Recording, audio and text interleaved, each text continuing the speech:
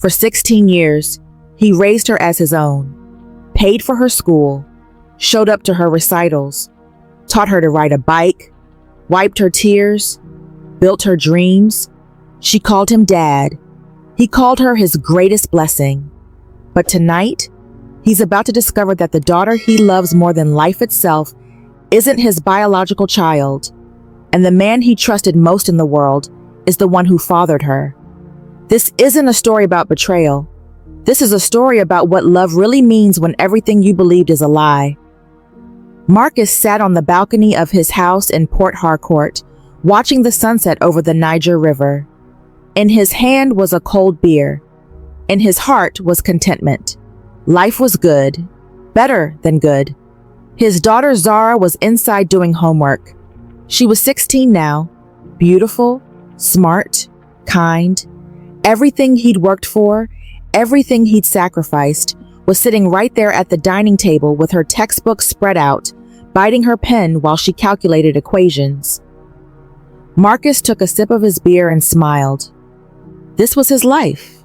This was his purpose. He'd married his wife Chioma 16 years ago. She was pregnant when they got married.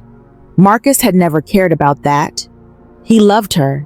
And when Zara was born, something shifted inside him. Fatherhood wasn't something he'd planned for, but the moment he held that baby in his arms, he knew. This was his daughter. Blood or no blood, biology or no biology, this was his child. The world could say what it wanted, but Marcus knew the truth. He was her father. He'd worked hard, started as a junior officer at an oil company, and climbed his way up to supervisor.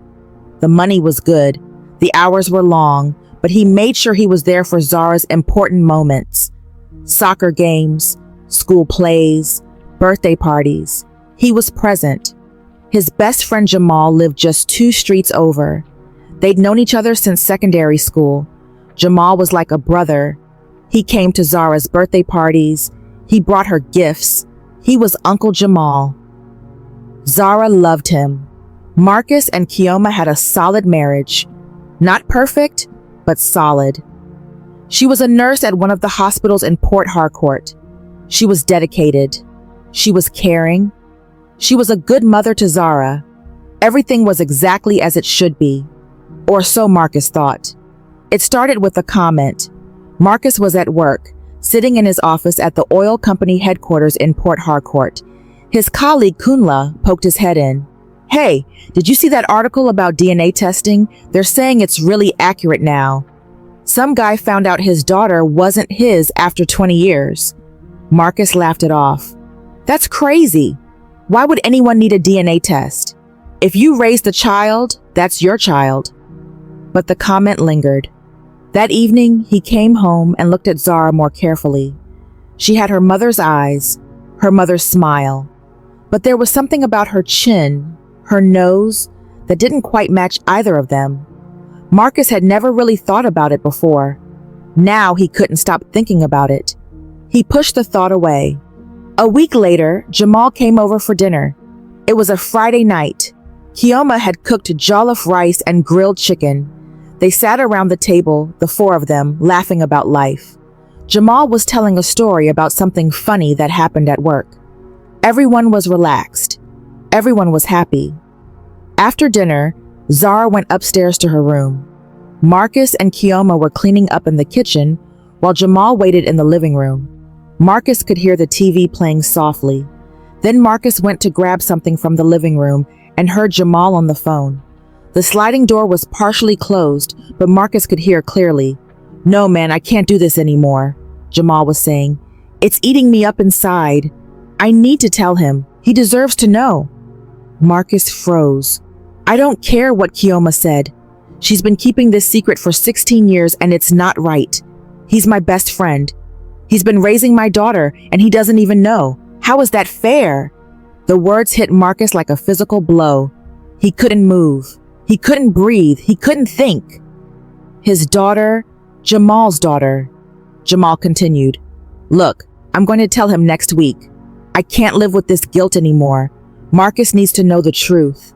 Marcus stepped back into the kitchen without making a sound. His hands were shaking.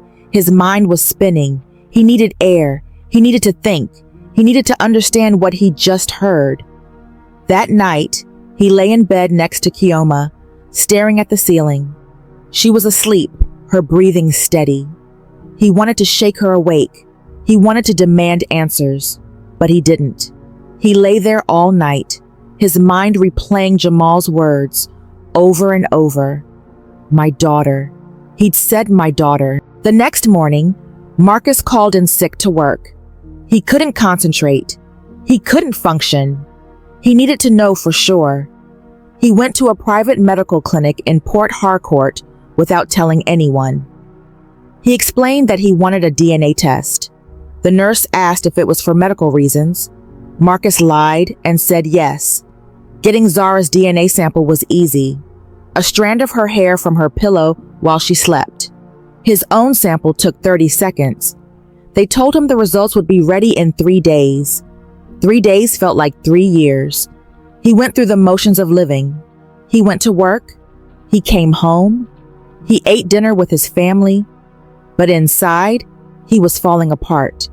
Every time he looked at Jamal's face on his phone, every time he thought about his best friend, bile rose in his throat. How long had he known? How long had Kioma and Jamal been lying to him? The third day came. Marcus went back to the clinic and got the results in a sealed envelope. His hands were trembling as he opened it. The numbers didn't lie. The probability was 99.9%. Jamal was Zara's biological father. Marcus sat in his car in the clinic parking lot and cried. Not the kind of crying that comes from sadness. The kind that comes from rage. From betrayal. From 16 years of lies. He drove around Port Harcourt for hours. He couldn't go home. He couldn't face Kioma. He couldn't face Zara. He didn't even know how to process what he was feeling. Around sunset, his phone rang. It was Jamal. Hey man, where are you? I've been trying to reach you all day. Marcus wanted to scream.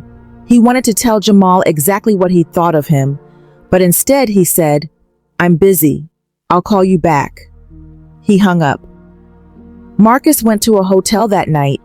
He told Kioma he had an early work meeting and needed to stay closer to the office. It was a lie. He needed space. He needed time to think before he did something he'd regret. The next morning, he went home. Zara was at school. Kioma was getting ready for her shift at the hospital. We need to talk, Marcus said. Kioma looked at him, and something in her face shifted. She knew. She'd been waiting for this moment for 16 years. About what? She asked, but her voice was small. About Zara. About who her father really is. Kioma sat down slowly on the edge of the bed. Her face crumbled. Marcus, How long? He cut her off. How long have you known? Since before you married me. The words felt like a punch. 16 years. He'd married her knowing she was pregnant. He'd loved her anyway. He'd accepted Zara as his own, and the whole time she'd been lying to him. Why? Marcus's voice was breaking. Why didn't you tell me? Why did you let me raise another man's child without even knowing? Because I was scared, Kioma said, tears streaming down her face. Because if I told you, you would leave, and I loved you. I still love you. And Zara, she's your daughter, Marcus. She's been your daughter since the day she was born. Biology doesn't change that. But you lied. Marcus's voice was rising. You and Jamal lied to me. For 16 years. Every single day was a lie. Jamal knows. I heard him on the phone. He's been carrying this guilt for years, and he never said a word to me. My best friend. The man I trusted more than anyone except you. And you both lied to my face. Kioma was sobbing now. I was going to tell you. I was going to tell you when Zara was old enough to understand. But the longer I waited, the harder it became. And then years passed and it was too late. Marcus stood up. He couldn't look at her anymore. I need to leave. Marcus, please don't do this. We can work through this. Zara. Don't, he said. Don't bring Zara into this right now. I can't even think about Zara right now. He left the house without taking anything. He drove to a different hotel. He turned off his phone. He needed to be alone. For 3 days, Marcus didn't contact anyone. Kioma called repeatedly. Jamal called. Even Zara called, confused about where her father was. Marcus sat in a hotel room in Port Harcourt and stared at the walls. He thought about his life, everything he'd built, everything he'd believed in. All of it felt like a lie. He'd given Zara everything, his time, his money, his love, his identity. He'd shaped his entire life around being her father, and all along, she wasn't even his. But then another thought crept in. If she wasn't his, did that change anything? Did it change the 16 years of memories? Did it change the way he loved her? He thought about when Zara was born, holding her in his arms, promising to protect her, to guide her, to love her no matter what. He thought about teaching her to ride a bike, how she'd fallen 3 times and cried, and he'd wiped her tears and said, "Try again. You're stronger than you think." She'd gotten back on that bike and rode it perfectly. He thought about her school plays, her soccer games, the conversations they'd had about life and love and faith. He thought about the morning she'd come to him, worried about her first day of secondary school, and he'd told her, "You're my daughter. You can do anything." All of that was real. All of that was true. Biology didn't change any of it, but the betrayal did. The lies did. The fact that both Kioma and Jamal had conspired to keep this from him, that changed everything. On the 4th day, Marcus did something he hadn't done in years. He got on his knees and prayed, "God, I don't know how to do this. I don't know how to be a father to a child that isn't mine. I don't know how to forgive the people I trusted most. I don't know how to move forward. Please, show me what to do." Marcus called Jamal and told him to meet him at a bar in Port Harcourt, a quiet place where they could talk without being overheard. Jamal arrived looking like he hadn't slept in days. He probably hadn't. Jamal started, but Marcus held up his hand. "Don't. Just don't. I heard your phone call. I got a DNA test. I know everything." Jamal's face went pale. "I was going to tell you. I swear I was going to tell you." "When?" Marcus's voice was quiet, but deadly. "When were you going to tell me that you fathered my daughter? On her wedding day? On her graduation? When she had kids of her own?" "It wasn't supposed to happen this way," Jamal said. "It was a mistake. Kioma and it was one night. Before you two were even serious. When you started dating her, I wanted to tell you, but she begged me not to. She said it would ruin everything." "And you just agreed? You just decided to let me raise your child without ever telling me?" "Because by the time you and Kioma got serious, I realized I didn't want to be a father. I wasn't ready. I was young and stupid. And Kioma, she loved you. She wanted to build a life with you. So I stepped back. I let you be her father." "You didn't let me do anything," Marcus said, his voice hard. "You lied to me. You stole something from me. You stole my right to choose, my right to know the truth." Jamal's eyes were filled with tears. "Marcus, I'm sorry. I'm so sorry. But I need you to understand something. You are her father, not biologically, but in every way that matters. You're the one who raised her. You're the one she loves. You're the one she calls dad. That's real, Marcus. That's more real than anything." Marcus wanted to punch him. He wanted to rage, but instead he sat there exhausted.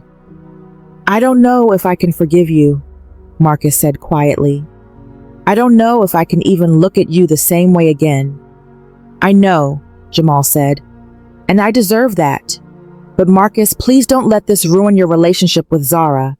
She doesn't deserve to be caught in the middle of this. She's an innocent girl who loves her father. Marcus left the bar without saying another word. Marcus went home. Kioma was in the living room, waiting. She looked like she hadn't slept either. "We need to talk about Zara," Marcus said. "She deserves to know the truth." "I know," Kioma said. "But Marcus, I'm begging you, please be gentle with her. She loves you. Please don't let her think that changes anything." "How can I tell her the truth without breaking her heart?" "I don't know," Kioma said, tears streaming down her face. "But I know she needs to hear it from you. She needs to hear from the man who raised her that he still loves her, that he's still her father." That evening, Marcus called Zara into his office. She looked worried. She'd been worried for 4 days while he was gone. "Sit down," Marcus said gently. Zara sat. "Dad, what's going on? Why did you leave? Is everything okay?" Marcus took a deep breath. "Zara, I need to tell you something, and it's going to be hard to hear. But I need you to know that no matter what I tell you, I love you. You are my daughter. That has never changed, and it will never change." He told her the truth about Jamal, about Kioma, about the DNA test. He told her calmly, carefully, making sure she understood that none of this was her fault. Zara cried. She was confused. She felt betrayed by her mother. She felt confused about Jamal. But most importantly, she needed reassurance about Marcus. "Are you still my dad?" she asked through tears. Marcus pulled her into his arms. "Always. I will always be your dad. This doesn't change that. Nothing could change that." The months that followed were the hardest of Marcus's life. His marriage to Kioma was fractured. They went to counseling. They talked. They fought. They cried. Slowly, they began to rebuild. Not back to what it was before, but into something new, something more honest. Kioma had to earn his trust again, and Marcus had to learn to forgive. It wasn't easy. Some days, Marcus still felt the sting of betrayal, but he chose to focus on what was real, on what mattered. Zara struggled too. She felt angry at her mother for lying. She felt confused about her identity. But Marcus was there for her through all of it. He helped her understand that Kioma had made a mistake, but that her mother loved her deeply. As for Jamal, Marcus didn't speak to him for months. But eventually, over time, something shifted. Marcus realized that holding on to anger was only poisoning his own life. He couldn't change the past. He could only choose what to do next. One day, about a year after the truth came out, Jamal reached out. He didn't ask for forgiveness. He just wanted Zara to know that he was proud of her, that he'd always been proud of her, that the man who raised her had done an incredible job. Marcus and Jamal's friendship was never the same. The trust was broken, but they found a way to coexist, and slowly over time, something that resembled friendship began to form again. But the real victory was with Zara. She grew stronger. She grew more understanding. She realized that family isn't defined by biology. It's defined by love, by sacrifice, by showing up even when things are hard. One day, Zara came to Marcus and said, "Dad, I want you to know that regardless of DNA, you are my father. You're the one who shaped me. You're the one I turn to. You're the one I want to be like. That's what matters." Marcus held his daughter and cried. Not tears of pain this time, tears of healing. Here's what Marcus's story teaches us. Love isn't about biology. It's about choice. It's about showing up. It's about sacrifice. Marcus didn't have to raise Zara as his own, but he did. And that choice made him her real father. But this story also teaches us about truth, about the importance of honesty in relationships, about the damage that lies can do. even when they're meant to protect someone. If you're watching this and you're keeping secrets from the people you love, I want you to understand something. Those secrets don't protect people. They poison relationships. They destroy trust. They create distance that gets harder to bridge the longer you wait. But this story also teaches us about forgiveness, about how even the deepest betrayals can be overcome when people are willing to do the work, when people are willing to be honest, when people are willing to fight for what matters. If you're in a situation like Marcus's, if you've discovered that the life you thought you were living isn't what you believed, know this: your love is still real. Your relationship is still real, and you can rebuild from here. Like this video, subscribe, share it with someone who needs to hear that family is more than just DNA, because somewhere right now, someone is raising a child that isn't biologically theirs, and they need to know that makes them a real parent. Your blood doesn't make you family. Your love does.